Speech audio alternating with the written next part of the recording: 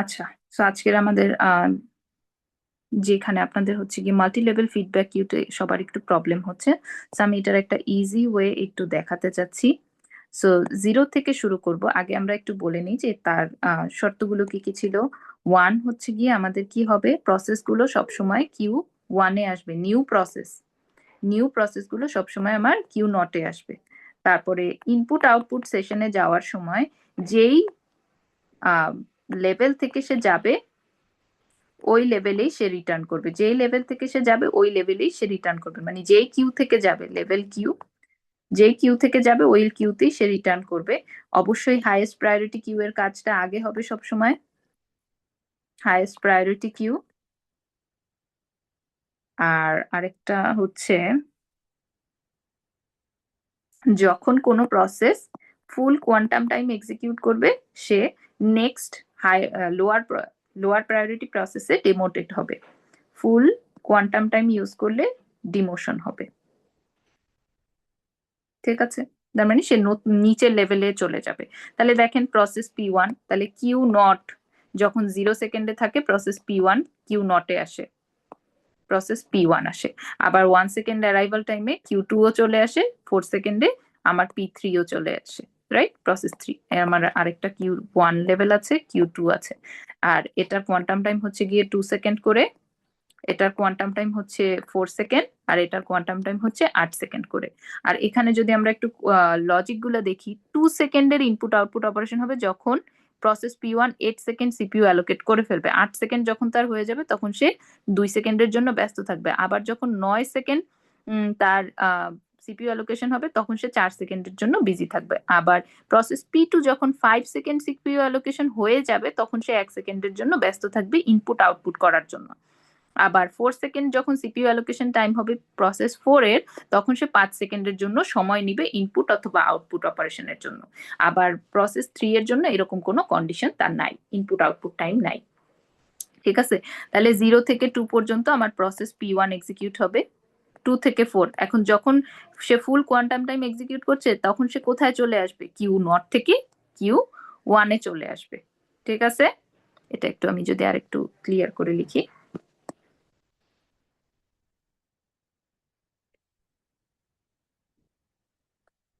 Process P1 এখন Q1 এ চলে আসবে।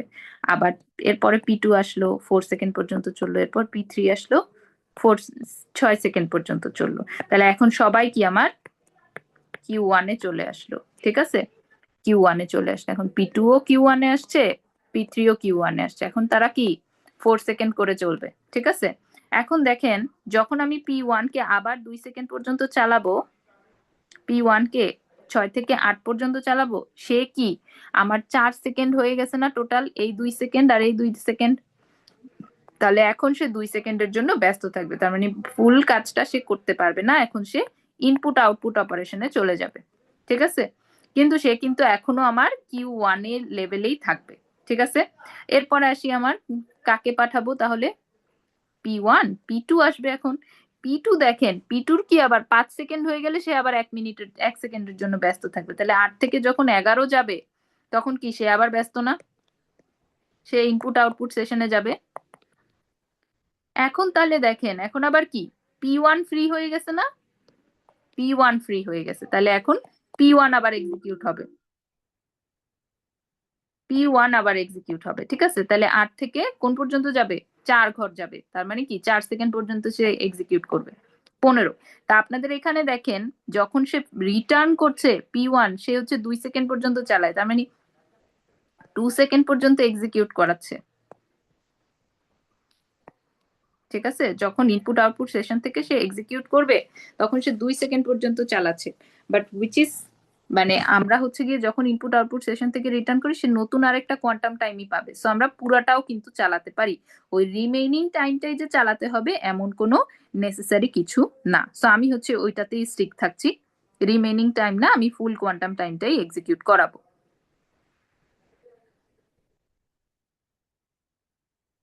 আচ্ছা, এটা গেল।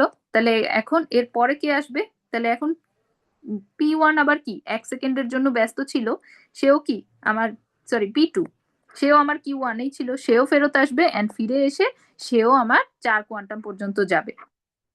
ঠিক আছে, কিন্তু তার 4 কোয়ান্টাম কি পাবে? সে কি বাকি আছে কত কোয়ান্টাম দেখেন তো, P2 এর 3 কোয়ান্টাম আর 2 কোয়ান্টাম, তার মানে 5 শেষ, তার বাকি আছে 3 কোয়ান্টাম, তাহলে সে অতটুকুই এক্সিকিউট করবে 15 থেকে 18। এন্ড আমার P1 এর কোয়ান্টাম টাইম কতটুকু আছে দেখেন, এখানে আমার কত হলো, 4 হলো, এখানে কত গেল, 2 হলো, 6, এখানেও আমার কত হলো, 2 হলো, তার মানে কত, 8। তাহলে 8 গেলে, 12 থেকে 8 গেলে বাকি থাকে আমার 4। এরপর দেখেন P3 এর কতটুকু গেছে, শুধুমাত্র 2 গেছে, তার মানে 2 গেলে তার থাকে আমার 16।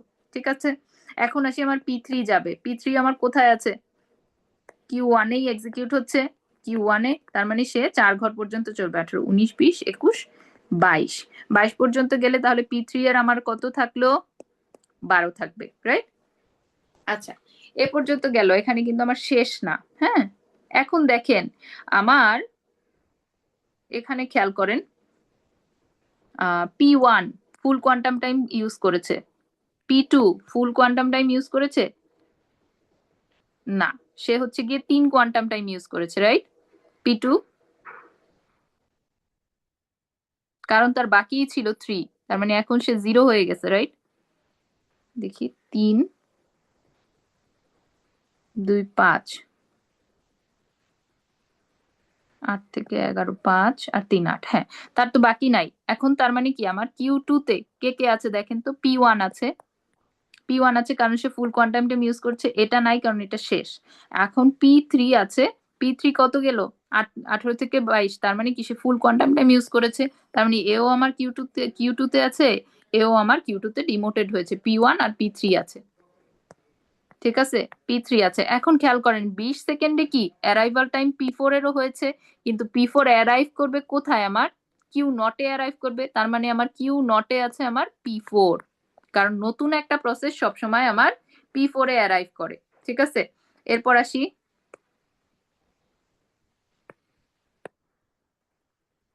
আচ্ছা, তাহলে এখন দেখেন P4 এর কাজটা আগে হবে, যেহেতু Q0 হচ্ছে গিয়ে হাইয়েস্ট প্রায়োরিটি, তাহলে আমার P4 আসলো, P4 আসবে কতটুকু টাইম এক্সিকিউট করবে, 22 সেকেন্ড থেকে আমার 2 সেকেন্ড পর্যন্ত, তার মানে 22 থেকে 24। এখন সে যেহেতু সে ফুল কোয়ান্টাম টাইম ইউজ করে ফেলেছে, তাহলে সে এখন Q1 এ যাবে। এখন আবার কি, Q1 এর প্রায়োরিটি হাই, কারণ আমার বাকি দুইটা প্রসেস Q2 তে আছে, Q2 কে আমরা এখনই এক্সিকিউট করাতে পারবো না, তাহলে এখনো সে Q1 এই চলবে। তাহলে 24 থেকে আমার 4 কোয়ান্টাম যাবে, 24 25 26 27 28, 28 কি পর্যন্ত পুরাটা যাবে, যাবে না, কারণ কি 27 পর্যন্ত যাবে, কারণ 5 সেকেন্ডের একটা ইনপুট আউটপুট অপারেশন হবে, যখন সে 4 সেকেন্ড সিপিইউ অ্যালোকেট করবে, তার মানে আরো কম যাবে, রাইট? তার মানে আরো কম যাবে, তাহলে কত যাবে, 24 25 26 পর্যন্ত সে যাবে। 26 পর্যন্ত যাওয়ার পরে সে কি করবে এখন, 26 পর্যন্ত যাবে, উম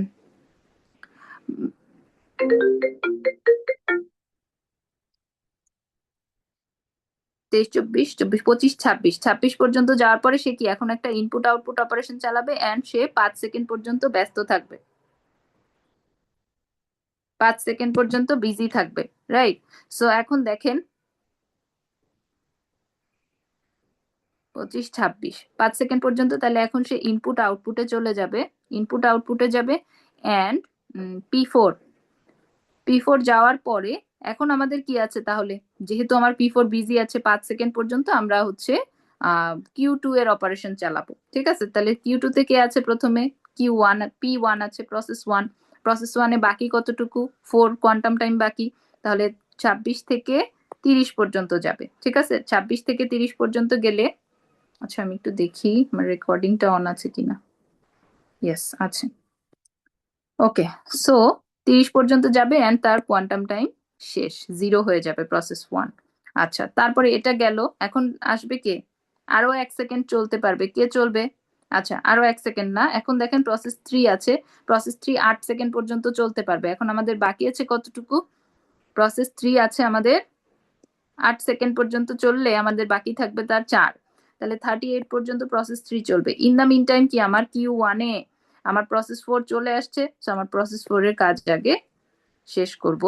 তাহলে দেখেন প্রসেস 4 এ বাকি ছিল আমার 4 কোয়ান্টাম, তাহলে 38 থেকে 40 42 পর্যন্ত যাবে আমার P4, এখন P4 মানে কি, Q1 এর কাজটা শেষ, সে Q2 তে ডিনোট করবে, বাট তার বার্স্ট টাইম অলরেডি শেষ হয়ে যাবে, 0 হয়ে যাবে। সো আমার P4 এসেও লাভ নেই, কারণ তার কোয়ান্টাম টাইম শেষ, মানে টাইম শেষ, কোয়ান্টাম না, টাইম শেষ। আচ্ছা, তাহলে এখন আমার বাকি রইলো কে, আমার প্রসেস P3 বাকি রইলো। P3 বাকিটুকু এক্সিকিউট করাবে, কোন পর্যন্ত যাবে, তাহলে তার বাকি আছে হচ্ছে, আচ্ছা 1 মিনিট, আমি মনে হয় প্রসেস, আচ্ছা একটু ভুল হয়েছে এখানে, দেখেন এতটা যাবে না, একটু খেয়াল করেন, আমি মনে হয় একটু এলোমেলো করে ফেলেছি। এখানে হচ্ছে গিয়ে প্রসেস 4 ছিল, প্রসেস 3 এর 4 সেকেন্ড বাকি ছিল, প্রসেস 4 এ হচ্ছে গিয়ে আমরা হিসাব করিনি, দেখেন 22 থেকে 24, তাহলে এখানে 7 থেকে 2 গেলে থাকে আমার 5, আরো 2 গেলে থাকে আমার 3, 26। হ্যাঁ, এরপরে দেখেন 30 থেকে 38 পর্যন্ত, এটা ঠিক আছে। এখন প্রসেস 3 বাকি, প্রসেস 4 এর বাকি আছে কতটুকু, 3 সেকেন্ড বাকি আছে, সো ওইটুকু পর্যন্ত সে এক্সিকিউট করবে, তার মানে আমার 41, 39, 40, 41, 41 এর পরে বাকি রইলো আমাদের 4 সেকেন্ড প্রসেস 3 এর জন্য, তাহলে ওইটা সে এক্সিকিউট করবে 45। This is it. ঠিক আছে, টোটাল এটাই ছিল আমাদের মাল্টি লেভেল ফিডব্যাক কিউ এর অপারেশন। দুইটা ওয়েতে করলেই হবে, আপনারা যেটা ইজি মনে হচ্ছে সেটা করলেই আপনাদের চলবে।